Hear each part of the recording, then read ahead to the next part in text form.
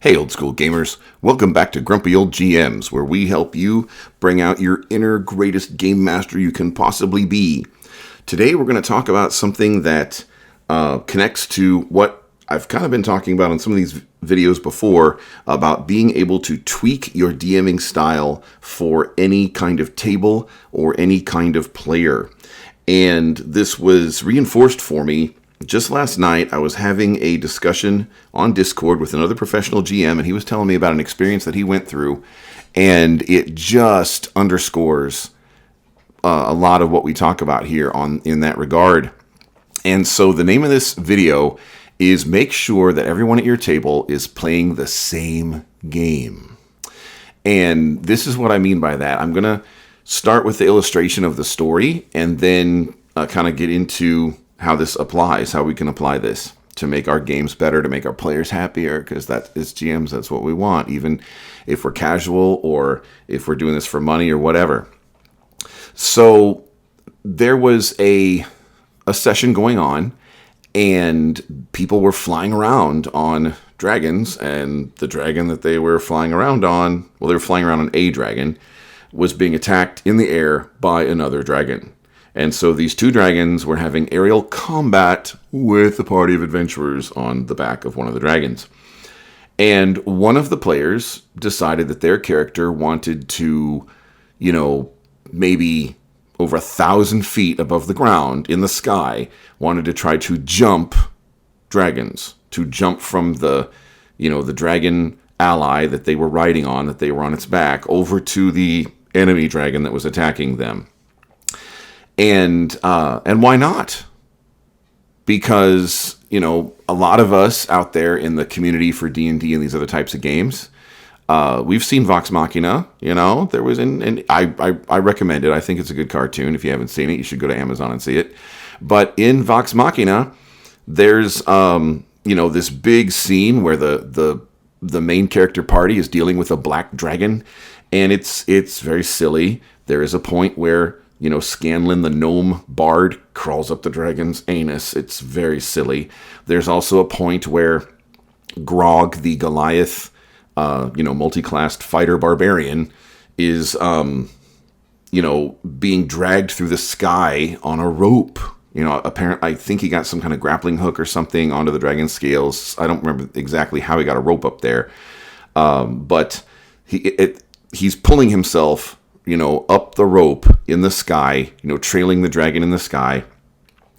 And is very comedic. The dragon, I think, tries to shake him off by dipping near the ground and smacking him into trees in a forest canopy. But that is a certain type of game. That is a genre of a little more, cartoony. I mean, it is a cartoon. Cartoony, slapstick, physics-breaking, humorous, silly, comic book superhero-y, Marvel Universe type of genre.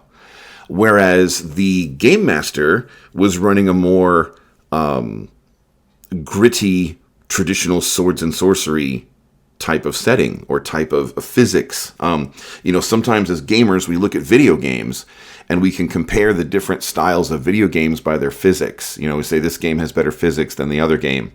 So their character wound up dying. They got very frustrated. And the thing is, the player and the DM were not playing the same game. The DM was running a game in the traditional, gritty swords and sorcery genre. And the player was playing in, this is a Cartoon Network Samurai Jack episode. And the thing is, there's nothing wrong with either style of play.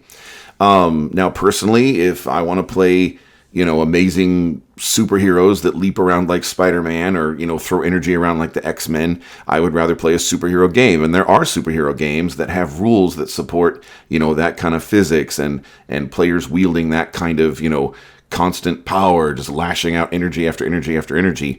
But the thing is, we as gamers and game masters, we all come to the table thinking that we're playing a certain kind of game.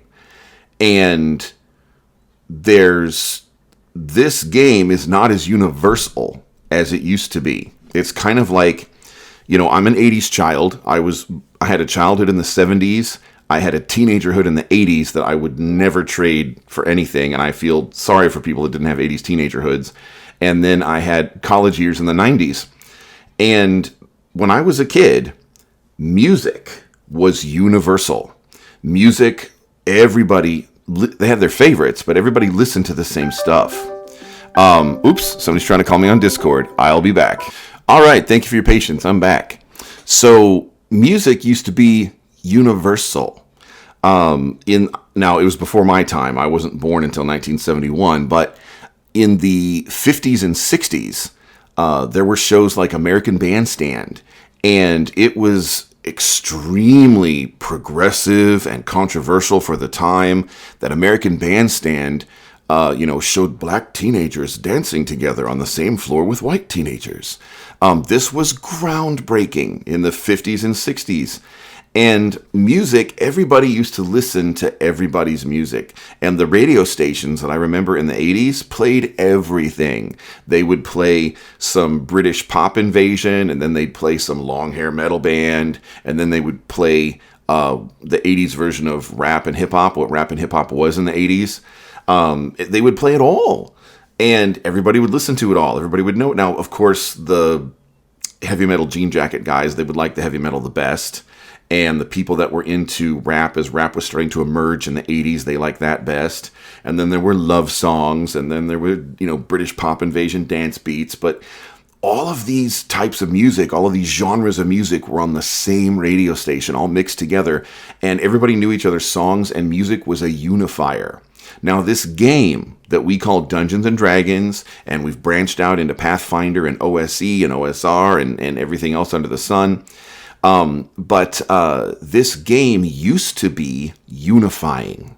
This game used to have a more common expectation of what it was. It doesn't anymore. And so you've got somebody who thinks that they're in an episode of a cartoon like Samurai Jack or Critical Role's Vox Machina, and they're going to think that they can jump around like Spider-Man and jump around between dragons 1,000 feet above the ground, and they're totally going to be all right. There are other people who think that if you do something like that, that is like a kamikaze suicide maneuver, and you're like sacrificing yourself for the party. Because in that is apparently in the story what that character ended up doing was the smaller dragon that was the party's ally, and the rest of the party on the dragon's back actually got away. So the rest of the so like if this was a movie or something, it would have been like a heroic moment of sacrifice for the player, but that's not what the player wanted. The player wanted to be like Batman or Spider-Man, or they wanted they wanted to be like a cartoon character. They didn't want to be like in a serious, live action movie where such an act would be like a kamikaze gift of sacrificial sacrifice. Okay, maybe I should start writing these things out before I do videos. But anyway, a gift of self-sacrifice to the party. To sacrifice their lives so the party could get away. That's not what the player intended. The player intended a more cartoony feel. So, and apparently, I think, things are better. When the DM finished the story about how things got smoothed over and everybody's copacetic now and everything. But there were some hurt feelings at the time, from what I understand of the story. And this was simply because the player and the DM were not even playing the same game. I've DM'd My Little Pony game.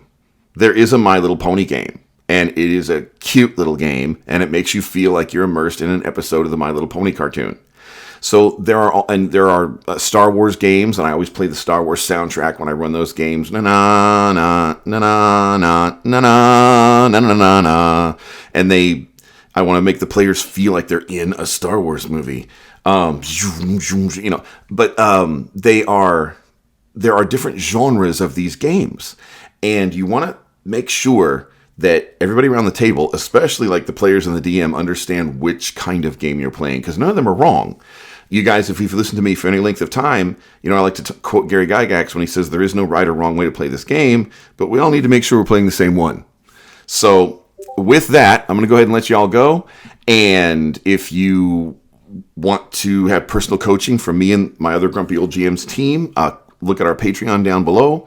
If you want to play with us and look at our playing schedule to see if we've got table openings when you can play, check out grumpyoldgms.com or just hang out in our Discord down below.